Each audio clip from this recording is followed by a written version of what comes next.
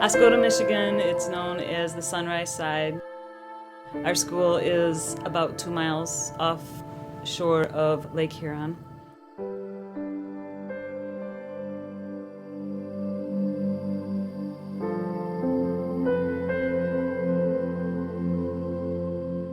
This is one of those small, rural, sleepy little towns that a lot of people don't think exist anymore. There's a great disparity in the socioeconomics between the two communities. Back in the day, Oscoda was the place. When the Air Force Base was open, this was a thriving community.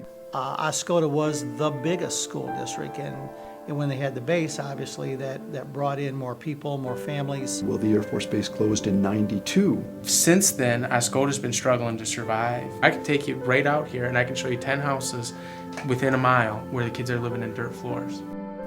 With that poverty comes a mindset and a mentality of fighting and of hate and just bitterness.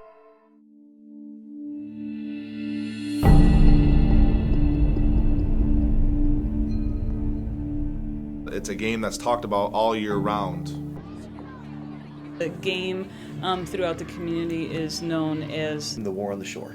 The War on the Shore. It really is meaningful to a lot of people in both of these towns. The first year here as assistant, the head coach says, Oscoda week, get ready. This is a big thing, You don't lose to Oscoda. I mean, you hate Oscoda.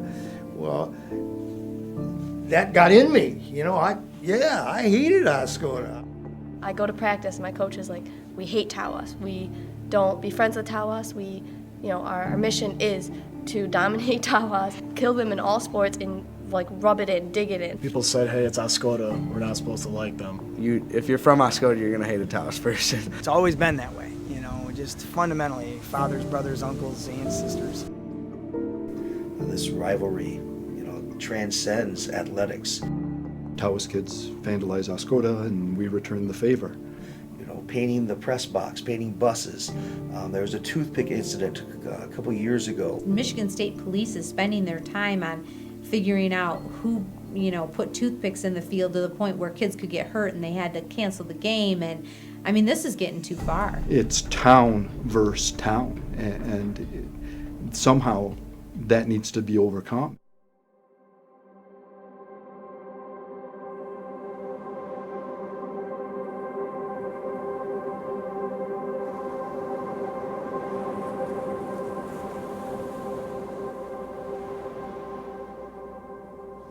I felt like things just turned around within 15 minutes of her presentation. There were already kids that had made a poster, and I walked out there and it was just amazing. There's 10 kids and they're putting their handprints and, we at Oscoda High School accepted Rachel's challenge.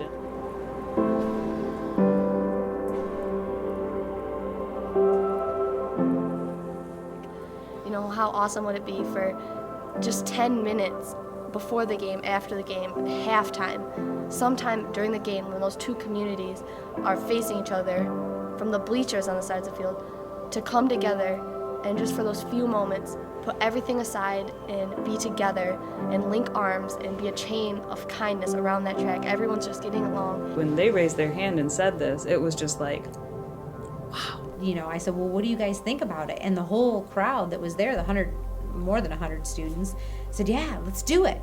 So then it was a matter of getting a hold of Tawas, saying, hey, this is kind of the thing that this floor club wants to do. And I thought it was just a fantastic idea. I said, let's do this because, what it did to our guys, I felt like they needed to have an outlet for it. And they were very, very excited to do something like that. They were just, like I said, plugged in to go. They were ready to go. He said, hey, I heard we're gonna be, holding hands with Oscoda's team at halftime.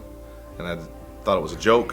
We thought it was not going to work out because we know how the community is. So I thought, oh, this could be bad if people don't jump on board. All I could do was pray that it was going to work and that I wouldn't be the only one standing out there on that field.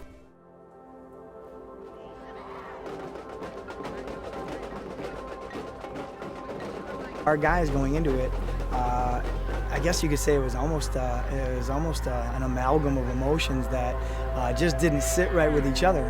Football and Rachel's Challenge are contradictory of one another. The superintendent kind of announced, this is what we're going to do. We want everybody to come down. We'd like to ask that you make your way down to the field. And you could kind of sense a minute of hesitation, like, do we really do this? Do we really go down and form a chain with our rival that is across the field with us? Everybody was like just kind of looking around. They're like, I don't know. And me and a couple of them, my friends, were like, no, guys, come on, let's go. This is great. We got to do this. So the community started coming down, and they started making, their way around the field. And they started spreading out, and the circle started fairly small, and we had to widen it out and widen it out.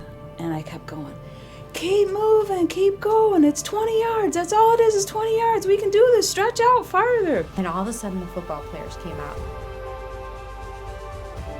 And we actually went to Tallahassee sideline where their cheerleaders and their fans were. I caught the first kid from the football team coming in, and he busted through and he took hands with the Ascota people. I actually walked out and I was between two Tallahassee football players, and they both shook my hand. We gave each other hugs, told each other good luck. I was absolutely moved by the announcers on the radio station talking about what was taking place.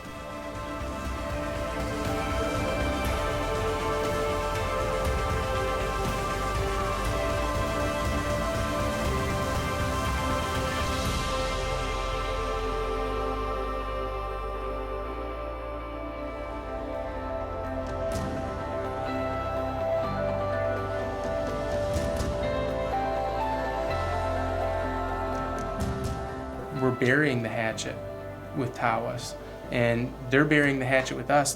What it did for the two communities is insurmountable. Through bringing Rachel's Challenge together, that has really been the bridge that has bonded our two communities like nothing we've ever had.